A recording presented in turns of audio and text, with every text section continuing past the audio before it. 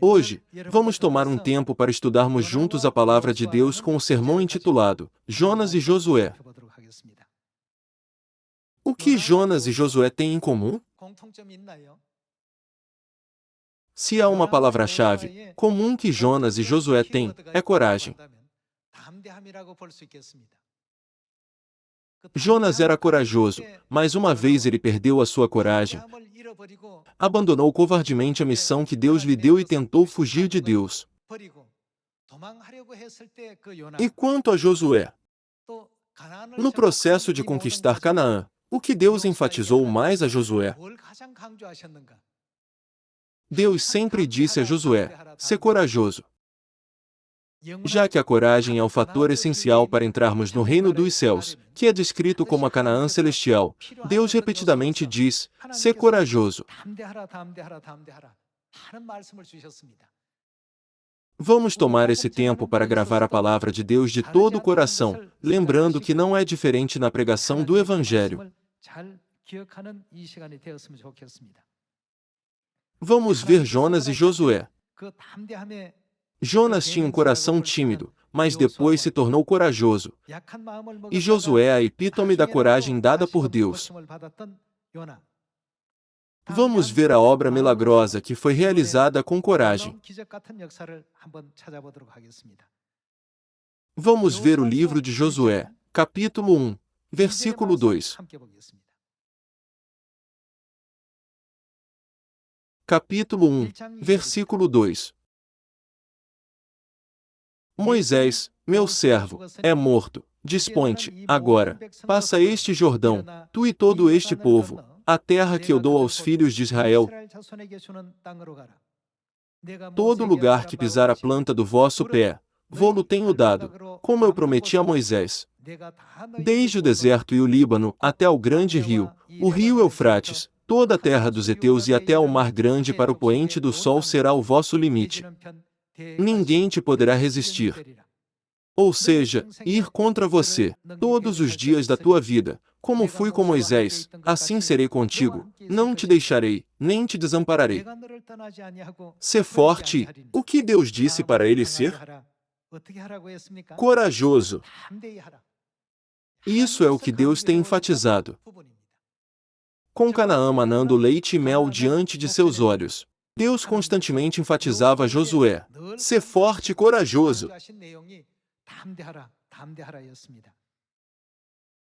Ser forte e corajoso, porque tu farás este povo herdar a terra que, sob juramento, prometi dar a seus pais. Versículo 7. Tão somente ser forte. O que Deus disse para ele ser? Muito corajoso. Assim que o próximo versículo começou, Deus enfatizou ser corajoso mais uma vez. Então, que tipo de coragem Deus queria aqui? Deus disse: "Sê muito corajoso, para teres o cuidado de fazer segundo toda a lei que meu servo Moisés te ordenou. Dela não te desvies, nem para a direita nem para a esquerda, para que sejas bem-sucedido por onde quer que andares, não cesses de falar deste livro da lei. Antes, medita nele dia e noite, para que tenhas cuidado de fazer segundo tudo quanto nele está escrito. Então, farás prosperar o teu caminho, e serás bem-sucedido. Não te mandei eu? Sê forte. O que Deus disse a ele outra vez? Sê corajoso, não temas, nem te espantes, porque o Senhor, teu Deus, é contigo por onde quer que andares. Antes de Josué e os israelitas entrarem na terra de Canaã, Deus repetidamente enfatizou a Josué: "Sê corajoso." Quando eles olharam para Jericó com um ponto de vista físico, e não com os olhos da fé, parecia ser muito intimidante. Era uma fortaleza esmagadoramente forte. Além disso, as pessoas que viviam na cidade de Jericó eram gigantes. Havia uma diferença significativa de estatura quando comparados com os israelitas comuns. Preocupando-se que Josué perderia os olhos da fé, Deus continuamente o encorajou a ter fé. Quão grande era a fé de Josué? Foi ele quem disse: "Nós os devoraremos." Porém, quando ele chegou à cidade de Jericó, Deus repetidamente enfatizou a coragem. Sê corajoso. Não temas. Nem te espantes, porque o Senhor, teu Deus, é contigo por onde quer que andares. Enquanto estamos trabalhando duro para completar o Evangelho, podemos dizer que o medo ou a intimidação se tornam uma grande pedra de tropeço para o nosso Evangelho.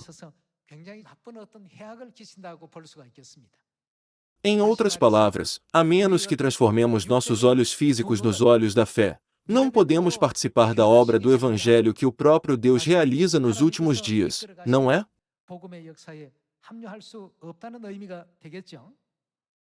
Nesse sentido, Deus deu coragem a Josué e permitiu que ele tomasse a terra de Canaã que manava leite e mel. Podemos encontrar essa obra de coragem na história de Jonas. Vamos ver o livro de Jonas, capítulo 1. Jonas, capítulo 1, versículo 1. No livro de Jonas, capítulo 1, versículo 1, está escrito: Veio a palavra do Senhor a Jonas, filho de Amitai, dizendo: Dispõe-te, vai à grande cidade de Nínive e clama contra ela, porque a sua malícia subiu até mim. Mas o que Jonas fez? Jonas se dispôs, mas para fugir da presença do Senhor, para Tarsis.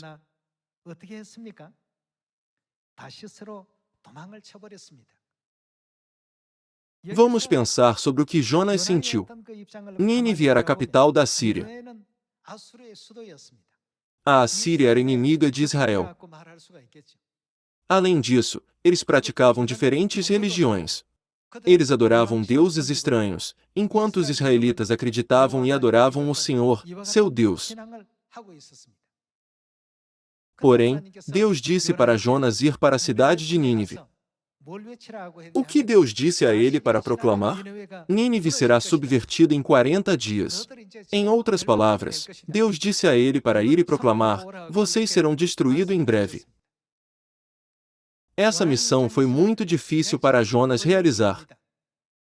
Nunca foi fácil ir à capital de um país inimigo e proclamar. Além disso, ele não estava indo para pregar as boas novas a eles, mas as notícias da destruição do reino deles. Dessa forma, ele não conseguiu reunir coragem. Ele acabou fugindo para Tarsis, fugindo da presença do Senhor. E, tendo descido a Jope, achou um navio que ia para Tarsis, pagou, pois, a sua passagem e embarcou nele, para ir com eles para Tarsis, para longe da presença do Senhor. Mas o Senhor lançou sobre o mar um forte vento, e fez-se no mar uma grande tempestade, e o navio estava a ponto de se despedaçar. Então, os marinheiros, cheios de medo, clamavam cada um ao seu Deus e lançavam ao mar a carga que estava no navio, para o aliviarem do peso dela. Jonas, porém, havia descido ao porão e se deitado, e dormia profundamente. Chegou-se a ele o mestre do navio e lhe disse: Que se passa contigo? Agarrado no sono? Levanta-te, invoca o teu Deus, talvez, assim, esse Deus se lembre de nós, para que não pereçamos.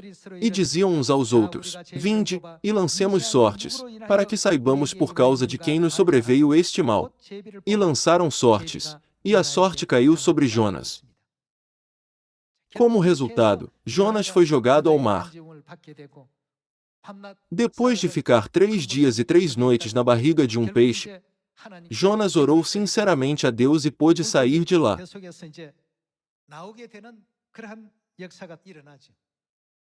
O que Jonas pensou naquele momento? Ele estava como morto na barriga do peixe. Assim, ele determinou: eu já estive morto. Então, de agora em diante, eu serei corajoso e irei para Nínive. Vamos para o capítulo 3. Vamos ver as incríveis mudanças que aconteceram quando ele se tornou corajoso. Capítulo 3, versículo 1. Veio a palavra do Senhor, segunda vez, a Jonas, dizendo: Dispõe-te, vai à grande cidade de Nínive e proclama contra ela a mensagem que eu te digo. Levantou-se, pois, Jonas e foi a Nínive, segundo a palavra do Senhor. Ora, Nínive era cidade muito importante diante de Deus e de 3 dias para percorrê-la. Começou Jonas a percorrer a cidade caminho de um dia, e pregava, e dizia, ainda 40 dias, e Nínive será subvertida. Jonas estava gritando no meio da capital da nação inimiga que praticava diferentes religiões e que atormentava, perseguia e oprimia Israel. Agora, já que lemos a Bíblia em texto escrito, não podemos sentir 100% como essa era uma situação ameaçadora e terrível. No entanto, era uma situação em que Jonas não poderia lidar, a menos que ele tivesse um coração muito corajoso. Ainda 40 dias, e Nínive será subvertida. Versículo 5. Os ninivitas creram em Deus, e proclamaram um jejum. Originalmente, o povo de Nínive não acreditava em Deus. Embora eles acreditassem em outros deuses estrangeiros, quando ouviram a proclamação de Jonas, eles começaram a se arrepender diante de Deus.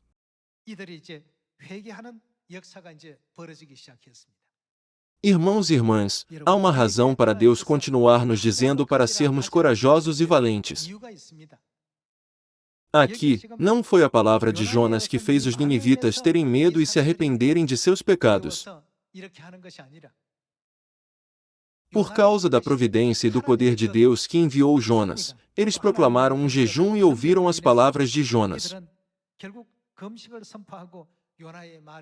Eles abriram seus corações e ouvidos. Vamos continuar com o versículo 5.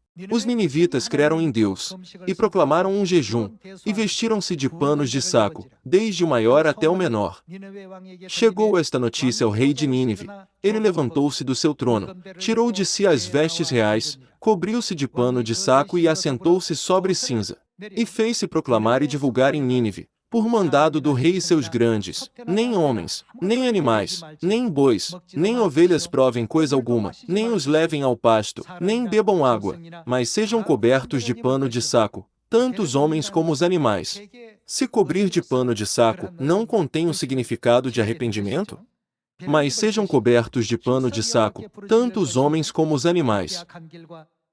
E clamarão fortemente a Deus, e se converterão, cada um do seu mau caminho e da violência que há nas suas mãos.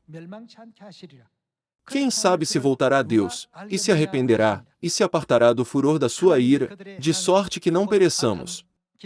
Viu Deus o que fizeram, como se converteram do seu mau caminho, e Deus se arrependeu do mal que tinha dito lhes faria, e não o fez.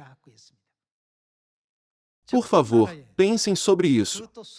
Jonas foi para o país inimigo, inclusive para meio de sua capital, e não foram as boas novas que ele proclamou, mas as más notícias. Mais 40 dias e Nínive será destruída. Isso foi realmente aterrorizante. Foi por isso que Jonas ficou com medo no começo, quando Deus lhe disse para ir a Nínive. Ele não entrou em um navio para fugir para Tarsis? Naquele momento, Jonas ficou aterrorizado. Porém, no capítulo 3, Jonas se decidiu, pensando: já que eu já estive morto uma vez, eu me tornarei corajoso. Como ele seguiu as instruções de Deus, todo o povo de Nínive jejuou diante de Deus. E no fim, Deus mudou de ideia e não trouxe sobre eles a destruição que ele havia ameaçado. Quantas pessoas viviam em Nínive naquela época? Vejamos o versículo 10. No livro de Jonas, capítulo 4, versículo 10. Tornou o Senhor, tens compaixão da planta que te não custou trabalho, a qual não fizeste crescer, que numa noite nasceu e numa noite pereceu. E não hei de eu ter compaixão da grande cidade de Nínive, em que há mais de quantas pessoas viviam lá? 120.000 pessoas, que não sabem discernir entre a mão direita e a mão esquerda, e também muitos animais? Em outras palavras, a ação corajosa de Jonas resultou na salvação de cerca de 120.000 pessoas. Isso não é realmente incrível? Irmãos e irmãs, quando tivermos coragem, esse tipo de resultado certamente será alcançado. É por isso que Deus se preocupou que Josué perdesse a sua coragem, e repetidamente disse a Josué: "Sê corajoso. Todo lugar que pisar a planta do vosso pé, dar-vos-ei." Deus disse a Josué para ser muito corajoso, e não apenas um pouco. Tenha uma atitude de coragem com a maior coragem. Dessa forma, Deus enfatizou a coragem várias vezes através de Josué. Pensem sobre a história de Jonas. Jonas que perdeu a sua coragem e Jonas que ganhou coragem e realizou a vontade de Deus ao transformar a sua coragem em fé. Irmãos e irmãs, o quanto eles são diferentes. Ele guiou cerca de 120.000 ninivitas, que não sabiam discernir entre a mão direita e a esquerda, a se ajoelharem diante de Deus. Não foi obra de um grupo de pessoas. Foi apenas um homem que foi e fez isso. Assim, podemos dizer que é realmente incrível. Como ele pôde guiar cerca de 120.000 pessoas ao arrependimento em apenas um dia? Porque ele tinha uma fé absoluta em Deus. Já que ele acreditava em Deus 100%, Deus permitiu que essa obra incrível acontecesse. Deus não fez os ninivitas mudarem seus corações? Essa mudança não foi causada por Jonas. Quem causou essa mudança? Deus é aquele que iniciou a obra através de Jonas. Jonas apenas desempenhou o papel de ligar o interruptor. Jonas jamais acendeu a luz sozinho. Esse não era o seu papel. É o mesmo com o nosso papel. Deus diz: apenas ligue o interruptor com fé. Uma vez que ligamos o interruptor, o mundo inteiro, o mundo das trevas, se transforma no mundo da luz. Por esse motivo, qual mensagem Deus nos deu? Vamos para a segunda epístola a Timóteo, capítulo 4. Vamos ver o versículo 1 juntos. Na segunda epístola a Timóteo, capítulo 4, versículo 1, está escrito: "Conjuro-te, perante Deus e Cristo Jesus, que há de julgar vivos e mortos, pela sua manifestação e pelo seu reino, o que devemos fazer? Prega a palavra, insta, quer seja oportuno, quer não, corrige, repreende, exorta com toda a longanimidade e doutrina. Pois haverá tempo em que não suportarão a sã doutrina. Pelo contrário, cercar-se-ão de mestres segundo as suas próprias cobiças, como que sentindo coceira nos ouvidos. E se recusarão a dar ouvidos à verdade, entregando-se às fábulas. Tu, porém, sê sóbrio em todas as coisas, suporta as aflições. O que devemos fazer? Faze o trabalho de um evangelista, cumpre cabalmente o teu ministério." Que tipo de coração devemos ter, quer seja oportuno, quer não? Que tipo de fé devemos ter? Se realizarmos a obra com uma fé corajosa, uma pessoa pode guiar mais de 120.000 pessoas por dia. Na história da Bíblia, isso pode ser visto como o registro de pregação para o maior número de pessoas em um dia.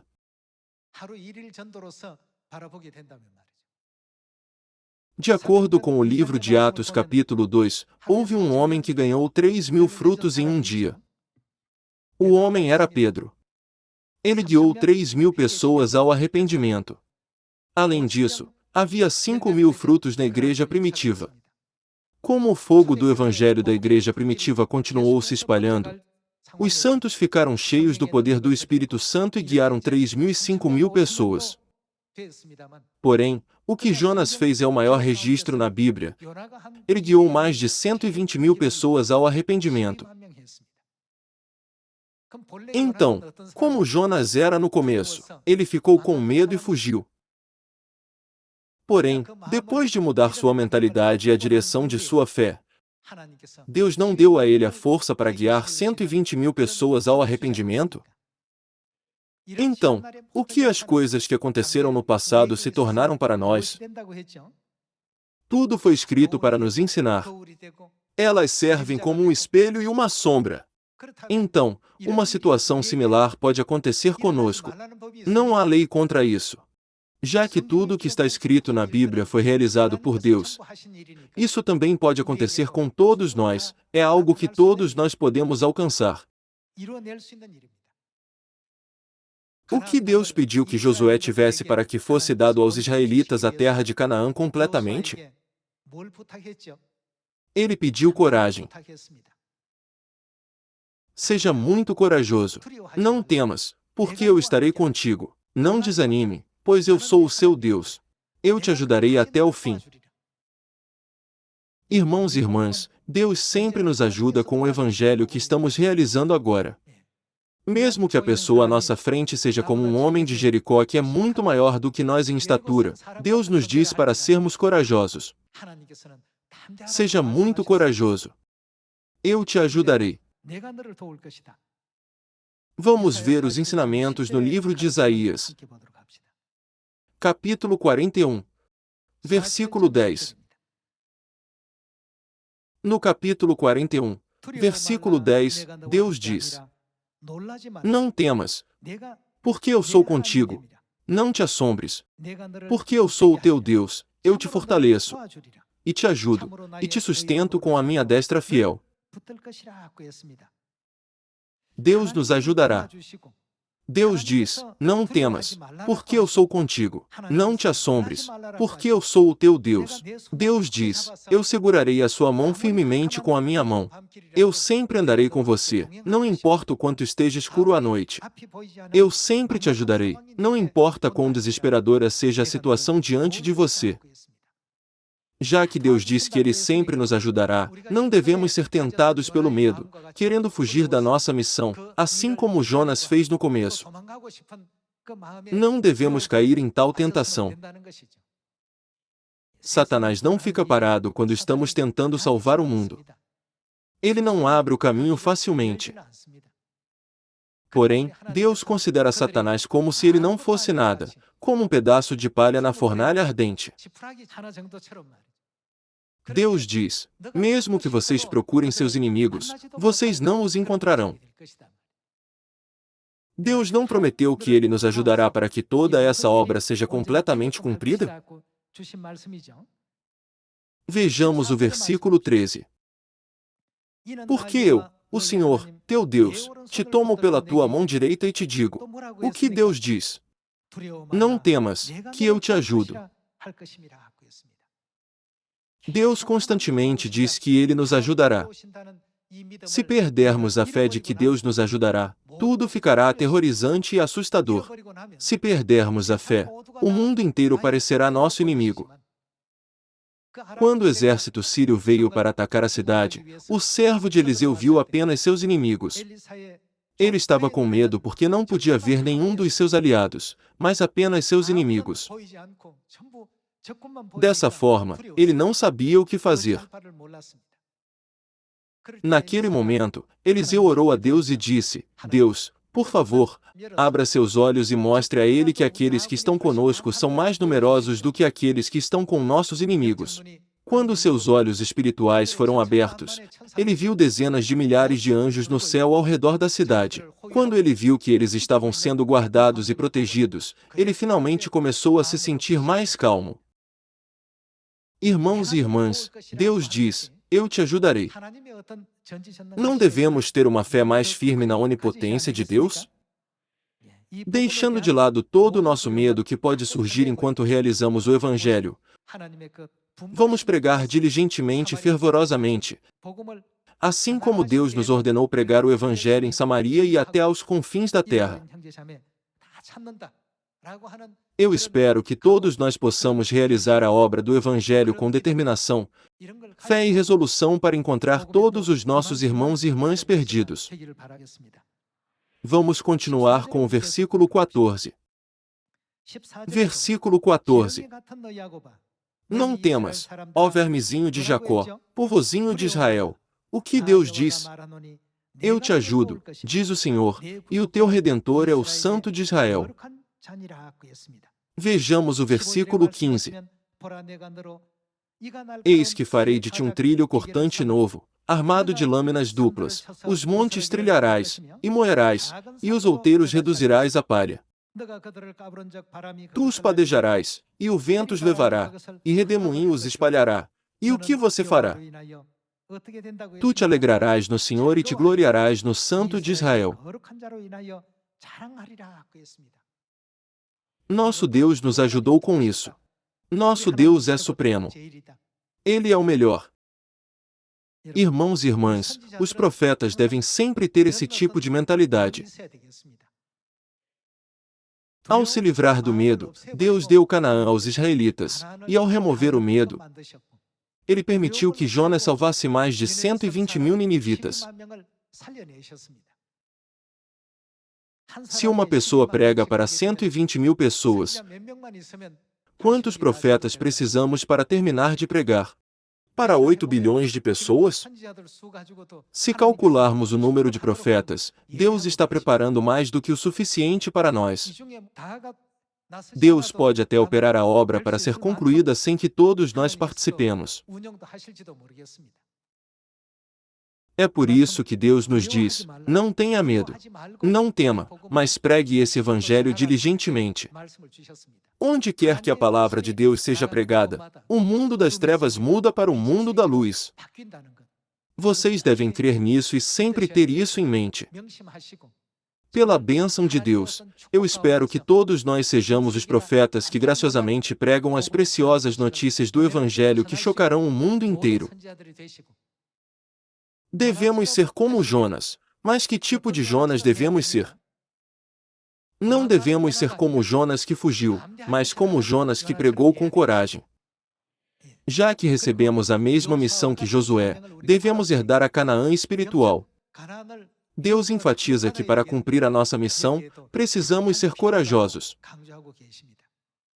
Vamos nos tornar profetas que nunca perdem a coragem. Deus nos prometeu: eu te ajudarei. Assim, eu oro, para que nenhum de nós se esqueça dessa preciosa promessa, ou perca a fé nela, para que o mundo possa ser salvo e voltar aos braços do Pai e da Mãe Celestiais. Esperando que este ano seja certamente um ano gracioso, eu gostaria de concluir o sermão de hoje. Muito obrigado.